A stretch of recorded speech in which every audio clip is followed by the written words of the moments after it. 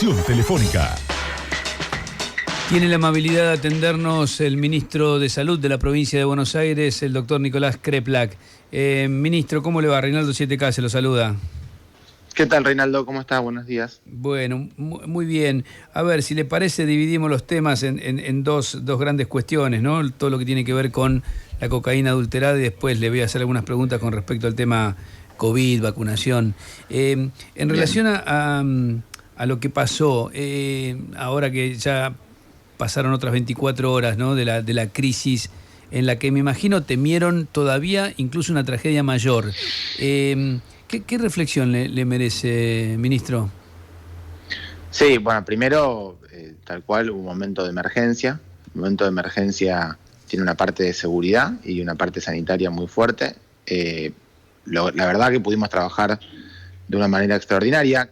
Creo que tiene mucho que ver con el esfuerzo del ejército, el ejercicio generado durante la pandemia, que nos permite tener muchos respiradores, guardias mucho más nutridas, con mucha más experiencia para atender en crisis, sobre todo respiratorias, y un Ministerio de Salud capaz de coordinar. Se hizo un diagnóstico muy rápido, clínicamente, de lo que estaba sucediendo, se encontró el antídoto y en muy pocas horas pudimos revertir todos los casos que vinieron. Tuvimos decenas de casos de pacientes respirados, que respirado significa con un respirador para poder sobrevivir, o que llegaban en condiciones muy graves, que con el antídoto que le encontramos rápidamente pudimos salvarlos. La verdad que fue un trabajo de sanitario muy fuerte. Desde el punto de vista de seguridad, también trabajamos toda esa noche y el ministro de Seguridad incautó más de 20.000 dosis, de las cuales muchas de ellas pueden tener la misma adulteración, y eso, si hubiera estado circulando y se hubiera consumido, podría haber generado una tragedia de dimensiones aún mucho peores. Por eso se trabajó, creo que yo, con mucho reflejo, mucha velocidad, y se evitó algo muchísimo más grave. Y ahora nos queda toda una discusión de fondo respecto de qué hacemos con el uso problemático de sustancias, con la población en particular que tiene esta problemática, por un lado, y por otro lado, la problemática del narcotráfico, de lo que está sucediendo con esto, que va en otro mundo, que yo creo que es muy importante entenderlo como dos cosas distintas, porque a veces cuando se mezclan, y mezclamos el tema del narcotráfico y el hecho delictivo que está detrás de esto, con las personas que consumen, nos termina pasando algo que nosotros en salud, yo soy médico hace mucho tiempo y he atendido muchísimas veces en la guardia, y hay veces que los pacientes, cuando tienen una situación de una sobredosis, ni bien se pueden recuperar, se escapan por miedo a terminar detenidos. Y es gente que uno pierde la oportunidad de poder atenderlos desde la salud mental, desde buscar un acompañamiento y evitar que la situación sea mucho más grave o que reincida con una situación peor. Está bien escindirlo, por supuesto, y a usted le toca la parte de salud, la parte de los adictos, en definitiva, que son enfermos, pero por lo menos déjeme una breve reflexión, yo la vengo haciendo hace rato, ¿no?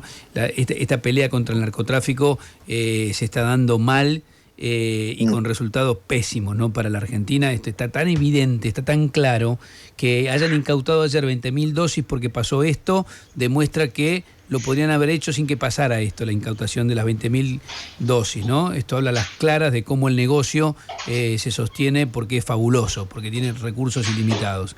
Pero no lo meto a usted en este tema. ¿Qué pasa con los adictos, por ejemplo, que ahora se los da de alta? Es un buen ejemplo. ¿Qué se hace en la provincia?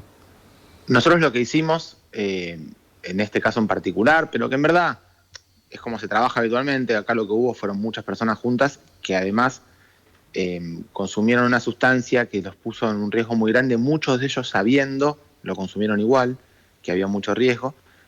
Así que hicimos un trabajo entre el Ministerio de Salud, nuestro área de salud mental, y el Ministerio de Desarrollo de la Comunidad, de seguimiento y acompañamiento de todas las personas que pasaron por el sistema de salud por haber consumido esta sustancia, de los familiares de ellos y sobre todo de las víctimas, para poder tener estas próximas horas un seguimiento muy fuerte. Va a haber seguramente en las próximas horas una situación de abstinencia y de necesidad de consumir muy rápido, que hay que acompañar para evitar.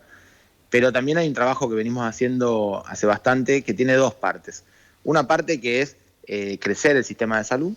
En todos los hospitales provinciales tenemos ahora equipos de salud mental que antes no teníamos, que antes no había, que crecieron para poder atender, porque en las guardias clínicas se atiende clínicamente al paciente que viene con sobredosis, y si no hay un equipo de salud mental, se pierde el tratamiento, el acompañamiento, el seguimiento adecuado. Eso lo estamos haciendo crecer en todos los servicios de los hospitales, además de hacer crecer en los CPA, que son centros de atención de adicciones comunitarios que tenemos en todos los municipios desde la provincia, y coordinando con cada uno de los municipios. Hemos firmado con casi todos los municipios en los últimos 2 años convenios de trabajo conjunto para esta problemática. Es decir, es un trabajo muy grande, muy sostenido, muy complejo, que tenemos que hacer, en el cual hay una parte muy importante para nosotros, que es que no se persiga, no se criminalice a las personas que tienen padecimiento de la salud mental, porque si no, en la clandestinidad no se puede hacer salud. En la clandestinidad es imposible que podamos atender y cuidar a las personas que necesitan del Estado presente. Ministro, y por otro lado, sí. un trabajo, perdón, no, y por otro lado, a mí me parece que y esto ya es más conceptual, y para una discusión mucho más larga, pero es una discusión profunda y muy importante. El uso del concepto de adicto tiene se centra bastante el problema sobre la sustancia. Y en verdad, el problema es el uso problemático de las sustancias. Cuando las sustancias, porque uno puede tener uso problemático de sustancias legales, como sucede con el alcohol, bueno, pasa con diversas cosas, sí, que alteran la vida de uno y le producen. El alcohol, de hecho, es el que produce más muertes, más sufrimientos, más complicaciones. Entonces, nosotros hablamos del uso problemático, y para lo cual se hace toda una estrategia de reducción de daño. Es decir, que no solo es el uso de la sustancia, sino el uso que genera más daño, lo que más preocupa. Entonces hay que trabajar, es otra parte del trabajo nuestro, que es el trabajo comunitario sobre la prevención del uso problemático de sustancias. Ministro, buen día. Le quiero hacer una pregunta sobre la atención de los pacientes. Se habla mucho de lo que fue la atención en los hospitales públicos. ¿Tienen conocimiento ustedes de que algunos hayan ido a instituciones privadas e incluso gente que no se haya atendido ni en lo público ni en lo privado por no haber revestido un caso de tanta gravedad? Bueno, pueden haber habido casos leves.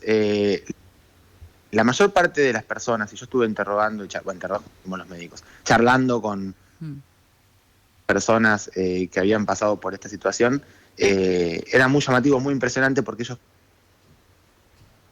Epa, ¿se nos cortó? Caían en una...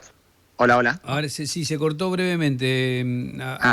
Lo escuchamos. No, contaba que charlando con los pacientes, preguntándoles cómo había sido el cuadro clínico, era muy impresionante, porque contaban que minutos o segundos después de haber consumido la dosis, perdían el conocimiento o se sentían tremendamente mal, con una sensación de que se estaban por morir, decían ellos. Así que, evidentemente, la sustancia en peor condición, la que generó estos 20 fallecimientos que tenemos que lamentar, y las internaciones graves que tuvimos que atender, ha sido una sustancia que muy rápidamente produjo esto.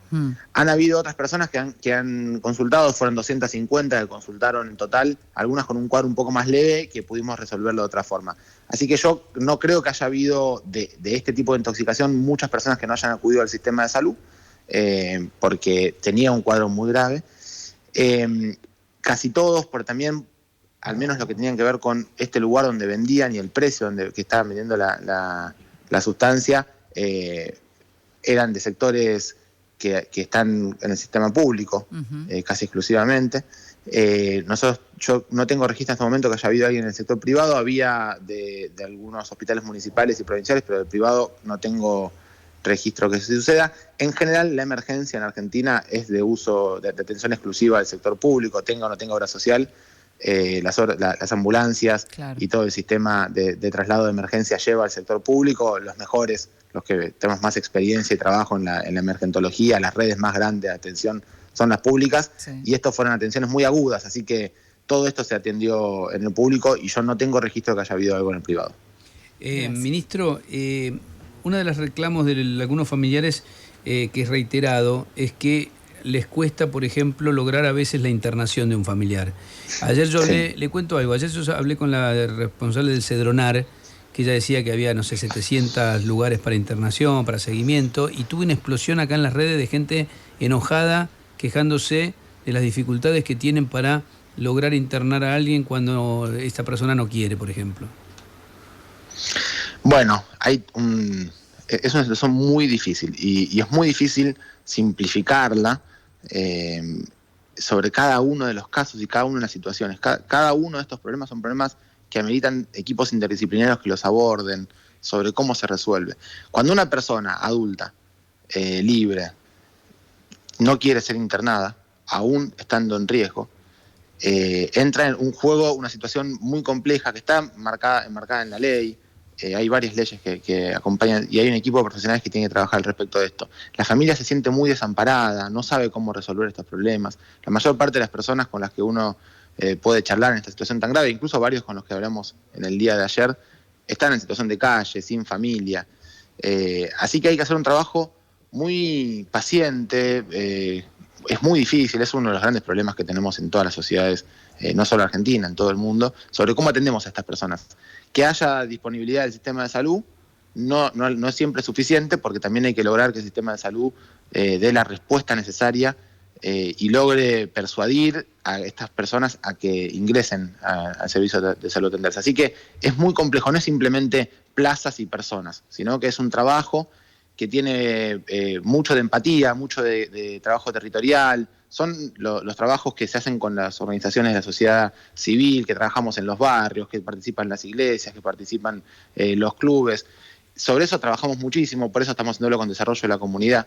Y sin duda siempre hay situaciones que cuestan, pero yo creo que sobre todo lo que pasa muchas veces es que el deseo de resolver una situación de uso problemático de sustancias de parte de la familia hace pensar que hay alguien que no le está dando la respuesta. Y en verdad, simplemente es muy complejo. Lo que hay que lograr es que todos tironeemos para el mismo lado, porque cuando uno tiene un uso problemático de sustancias, le cuesta atenderse y resolver una adicción de estas características, simplemente porque haya la oferta de un lugar de atención. Y si ese lugar de atención encima es compulsivo, casi siempre fracasa. Ahora, qué drama, ¿no? Porque lo vimos con la mamá de Chano en su momento, cuando ella decía, yo necesitaba que lo internaran porque estaba mal. Digo, es una discusión que me parece que hay que tener, ¿no? Yo no sé, yo no soy especialista, pero hay situaciones donde debería estar contemplada esa posibilidad, ¿no? Está contemplada. Cuando la persona está en un momento agudo en el que tiene riesgo para sí o riesgo para otros, el equipo de salud puede internarlo. Y esa internación puede ser compulsiva y puede llevar un tiempo que tiene el tratamiento. Lo que ha sucedido mucho tiempo en Argentina es que personas que perdían porque el Estado o porque el sistema de salud o la justicia tenía la tutela sobre su libertad, esto se prorrogaba en el tiempo. Muchas veces al Poder Judicial o a los distintos equipos le cuesta liberar a alguien que ya ha tenido una situación de internación forzosa, y eso generó los manicomios, que tenemos lugares con gente que vive 30, 35, 40 años en esos lugares. Entonces, todo esto es muy complejo. Lo único que no se puede hacer sobre esto es tratarlo sin conocimiento, simplemente prejuzgando, estigmatizando. Pero tenemos un equipo enorme que está trabajando al respecto de esto, que lo hace con mucho esfuerzo y que yo creo que amerita una discusión, como planteabas vos, social, madura y seria. La ley de salud mental ha sido uno de los procesos legislativos participativos más importantes de los que se tenga registro y lo ha llevado colectivo de pacientes, de usuarios, de trabajadores y trabajadoras de la salud. Tiene un acompañamiento muy grande y todavía es un proceso, es un marco en el cual nosotros tenemos que trabajar para poder garantizar el derecho a la salud. Pero de ninguna manera, por eso se dice esto como de una forma medio estigmatizante, o mintiendo, o quizás sin saber, la ley impide que se internen las personas. De ninguna manera. Contempla la posibilidad de internación de las personas, sobre todo aquellos que tienen riesgo para sí o para otros. ¿Usted tiene posición tomada en relación a la despenalización del consumo? Bueno, respecto a despenalizar el consumo, yo insisto en la parte mía, que es la sanitaria. Si está penalizado, entonces hay una criminalización de aquellos que consumen, y si se los considera pasibles de ser procesados por consumir, ha pasado, hemos tenido en el gobierno anterior situaciones de estas. Lo que termina sucediendo es que las personas, en lugar de atender al sistema de salud cuando tienen un problema, por ejemplo, porque quieren dejar de consumir o porque tuvieron una sobredosis o algo por el estilo, escapan del sistema de salud y o no se atienden o se atienden clandestinamente. Esto es, desde el punto de vista sanitario, muy grave y hay que evitarlo. Después, respecto de la legalización, que es otra discusión, yo sobre eso no tengo demasiadas opiniones, entiendo que es mucho más complejo. Lo que yo sí, el otro día escuchaba a la vicepresidenta que estaba hablando sobre el tema, y hablaba de un entramado mucho más complejo que tiene que ver también con los bancos que blanquean la plata, el narcotráfico. Creo que es una discusión más grande, pero sin duda, y creo que lo decías recién vos cuando empezamos la charla, la doctrina esta de la lucha contra las drogas, que empezó con Nixon, ha fracasado en todo el mundo y generó situaciones muy terribles en América Latina. Nosotros no podemos permitirnos que esto suceda. No está por suceder en Argentina, no es el escenario que pasa en otros países del mundo, pero creo que hay que discutirlo. Pasamos al tema COVID. Hoy generaron una cosa muy singular, Noche de las Vacunas, como la Noche de las Librerías o la Noche de los Teatros. Nos gustaría que nos pueda sintetizar en qué consiste, es decir, saber claramente, por ejemplo, qué personas podrían concurrir a ponerse qué vacunas. Bueno, tenemos vacunas. La Noche de Vacunas es una estrategia como las que venimos haciendo desde que empezamos la campaña de vacunación para llegar a la población en distintos momentos o lugares. Porque si bien tenemos 92% de los bonaerenses que comenzaron la vacunación, el 80% lo terminó y entonces queremos que todo el mundo pueda tener primera, segunda y también la tercera dosis a aquellos que ya les toca. Así que pueden vacunarse los que tienen más de 3 años, en primera o en segunda dosis, no importa si son bonaerenses o donde fueran, y los que tienen más de 50 años o los que son las mujeres gestantes, los trabajadores de la salud, de la seguridad, de la educación, o aquellos que han tenido turno y lo perdieron o no fueron a dárselo, pueden ir a cualquiera de las más de 100 postas que va a haber a partir de las 8 de la noche en toda la provincia, epicentro, en la zona costera también, pero para que puedan utilizar un momento distinto, quizás el que de día está trabajando, nunca encuentra momento, que por ahí esta noche sea el momento de darse la vacuna. Bien, y le hago la última porque sé que tiene actividades. Usted estaba planteando de exigir otro tipo de barbijos para el comienzo de clases. ¿Se refiere a cuáles? Sí, yo no sé si exigir es la palabra, pero lo que nosotros tenemos que hacer ahora que empiezan las clases y que es un problema muy grande, porque se ha visto en todos los lugares del mundo, en el hemisferio norte, que tienen clases invierno y muchos casos, que generó parte de un aumento, un repunte, de un repico de los casos muy grande. Así que estamos trabajando hace bastante y estamos preparándonos para la vuelta a clases lo más cuidada y lo más segura posible. Entonces, para eso, vacunación. Vamos a hacer vacunación en las escuelas, empezamos a hacer ese trabajo y lo seguiremos haciendo en la medida en que los chicos vayan de vuelta a las escuelas. Ahora inscripción, después acompañamiento en la segunda quincena de febrero y en marzo a todos adentro. Ventilación, tenemos medidores de dióxido de carbono, hemos aprendido a hacer ventilación cruzada, medidores de dióxido de carbono en todas las escuelas para poder garantizar que haya un buen uso del aire para bajar el riesgo de contagio y barbijos.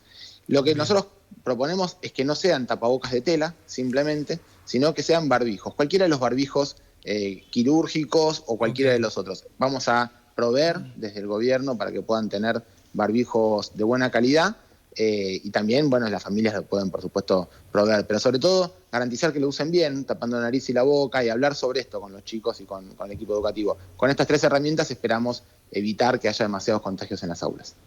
Ministro, gracias por atendernos. Por favor, ustedes, hasta luego. Nicolás Crepla, que el ministro de Salud de la provincia de